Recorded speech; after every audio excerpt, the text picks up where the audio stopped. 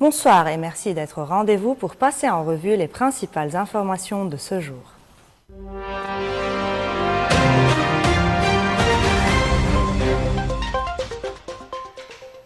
L'armée israélienne a mené une série de frappes aériennes dans le sud du Liban, visant, selon des médias israéliens, des dépôts d'armes, des sites militaires et des plateformes du lancement du Hezbollah dans les régions d'Al-Jumrouk et d'Al-Mohammadiyya.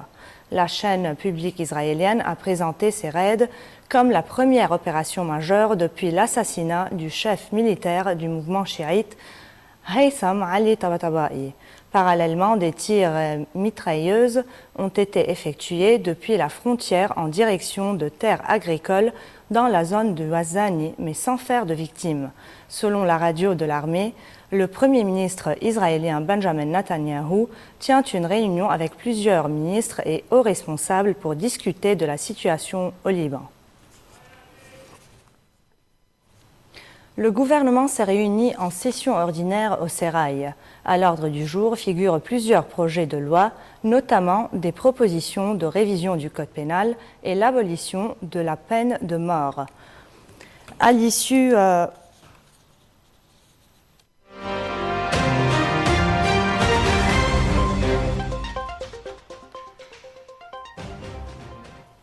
En Turquie, la visite du pape Léon XIV prend une dimension historique et hautement politique. Pour son premier déplacement à l'étranger, le souverain pontife a choisi Ankara, au cœur d'une région secouée par les guerres et les tensions religieuses. Dialogue avec l'islam, droits de minorité, crise régionale, le pape est attendu sur tous les fronts, alors qu'une étape symbolique l'attend à Iznik, berceau du premier concile œcuménique. Le pape Léon XIV entame son tout premier voyage à l'étranger. Une visite de 4 jours, scrutée par le monde entier. À ses descentes d'avion, Léon XIV est accueilli par le ministre de la Culture turc, Muhammed Nouri Ersoy. Un premier geste protocolaire avant les étapes hautement politiques. Au palais présidentiel, il rencontre Recep Tayyip Erdogan, un tête-à-tête délicat, dans un pays où le nationalisme religieux s'affirme et où les voix dissidentes sont régulièrement réprimées. À bord de l'avion, le pape Léon XIV avait déclaré « J'ai beaucoup attendu ce voyage, c'est un message pour les chrétiens, mais aussi pour le monde entier ». Aux portes d'un Moyen-Orient meurtri, Léon XIV veut porter une parole de paix désarmée et désarmante. Guerre en Ukraine, tensions israélo-libanaises, crise syrienne, le Vatican entend maintenir le dialogue, y compris avec Ankara, allié clé et refuge de plus de 2,5 millions de Syriens. Dans un pays où les chrétiens comptent à peine pour 0,1% de la population, la venue du pape revêt un caractère exceptionnel. Entre discrimination, restrictions administratives et pression nationaliste, beaucoup espèrent une reconnaissance morale. Vendredi, direction Izmik, l'ancienne Nicée. C'est ici qu'en 325, près de 300 évêques romains ont rédigé le Credo, un texte fondateur pour le christianisme. Le pape participera à une prière aux côtés du patriarche Bartholomée Ier, figure majeure du monde orthodoxe. Ce sera une occasion exceptionnelle de promouvoir l'unité entre tous les chrétiens, a affirmé le pape. Entre diplomatie et symboles religieux, cette première étape place Léon XIV au cœur d'un jeu d'équilibristes. À Ankara, il parle de paix. À Izmik, il invoque l'unité. Et dès dimanche, direction le Liban, meurtri par les crises et frappé par Israël malgré un cessez-le-feu. Pour son baptême diplomatique, Léon XIV a choisi la Turquie, un pont entre Orient et Occident, un terrain risqué où chaque mot pèsera lourd. À Gaza, les enfants reprennent le chemin de l'école, sans cahiers, sans livres, parfois même sans toit. Après 2 ans de guerre, des salles de classe improvisées se dressent au milieu des ruines. Entre traumatisme, famine et espoir d'un avenir meilleur, des milliers d'écoliers tentent de renouer avec l'apprentissage. Au cœur de la ville de Gaza, Layan, 11 ans, traverse chaque jour des rues dévastées pour atteindre ce qui reste de son école. Je marche au moins une demi-heure, les rues sont pleines de ruines, c'est difficile et triste, dit-elle. La fillette fait partie des 900 élèves inscrits à l'école Lu'lu'at al-Khatami. Ici, pas de murs colorés, pas de bibliothèque, pas de pupitre. Ce sont des tentes dressées dans un bâtiment bombardé qui servent de salle de classe. Nous n'avons ni livres ni cahiers. Les bibliothèques ont été détruites. Il ne reste plus rien, se plaint-elle. Selon l'ONU, 97% des écoles de la bande de Gaza ont été endommagées. La plupart devront être reconstruites intégralement. Un mois après un fragile cessez-le-feu, l'UNRWA et le ministère de l'Éducation ont rouvert des espaces d'apprentissage temporaires. Plus de 25 000 enfants ont pu reprendre des cours, souvent rudimentaires, tandis que près de 300 000 suivent des leçons en ligne lorsque l'électricité et le signal le permettent. Mais la priorité pour beaucoup reste de survivre.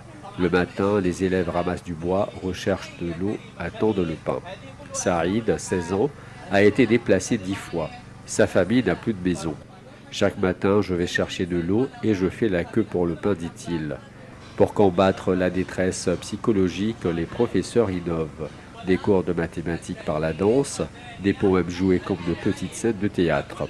Mais on ne peut enseigner que l'essentiel, arabe, anglais, mathématiques et sciences.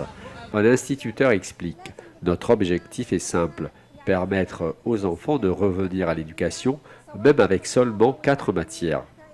Avant la guerre, Gaza était une enclave sans analphabétisme. Aujourd'hui, les enfants apprennent dans les tentes, sous les bombes et la faim. Ils n'ont pas de cahier, mais ils gardent un rêve, retourner à l'école comme avant.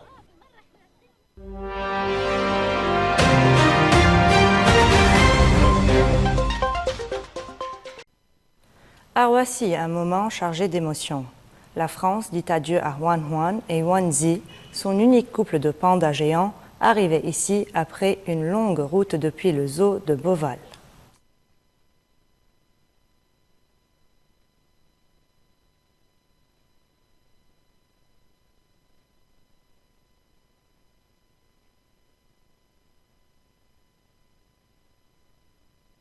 Désolé pour cet incident technique et nous continuons ce journal. En Thaïlande, des éléphants peints en rose ont défilé à Bangkok en hommage à la reine mère décédée fin octobre. Une cérémonie rare et hautement symbolique mêlant tradition ancestrale, culte monarchique et spiritualité qui ouvre une année de deuil national. Bangkok s'arrête devant le Grand Palais.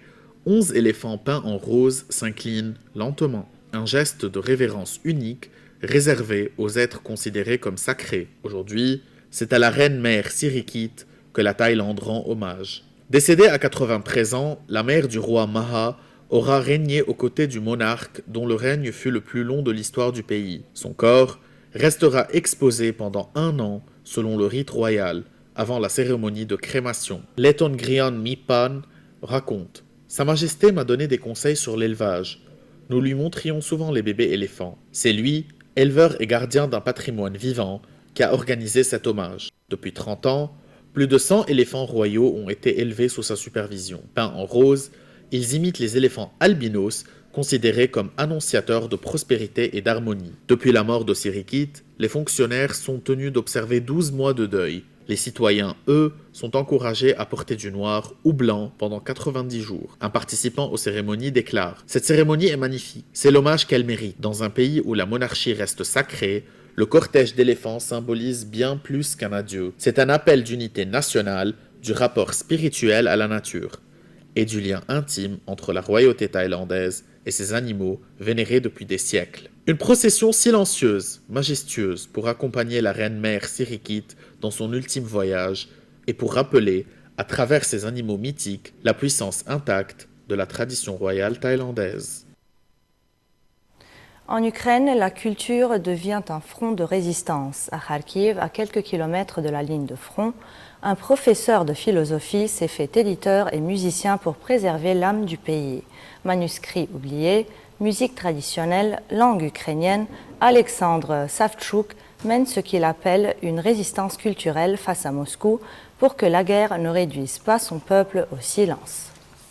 Kharkiv, deuxième ville d'Ukraine. À 20 km des combats, les sirènes aériennes rythment le quotidien. Les missiles tombent, les immeubles tremblent, mais dans un petit local du centre-ville, c'est une autre forme de résistance qui s'organise. Les yeux fermés, Alexandre Savtchouk laisse courir ses doigts sur la bandoura, un instrument ancestral, cousin du luth.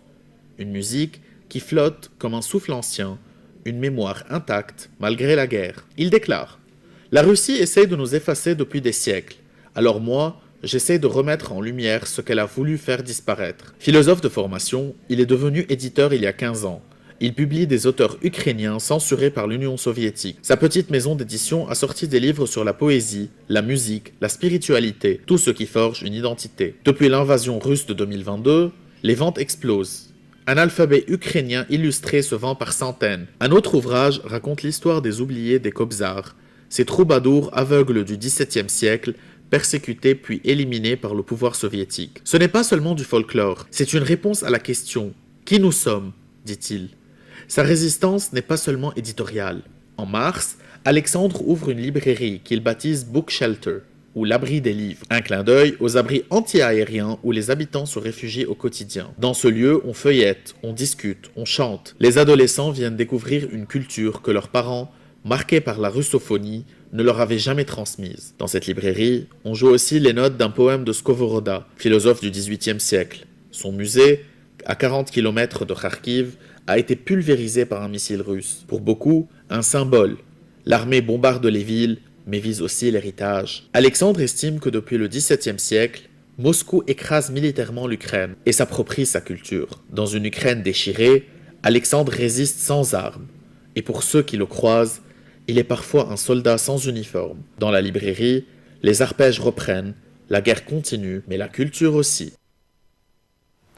C'est ici que s'achève notre journal. Merci de votre fidélité. Suivez-nous sur nos réseaux sociaux francophones et bonne soirée à tous.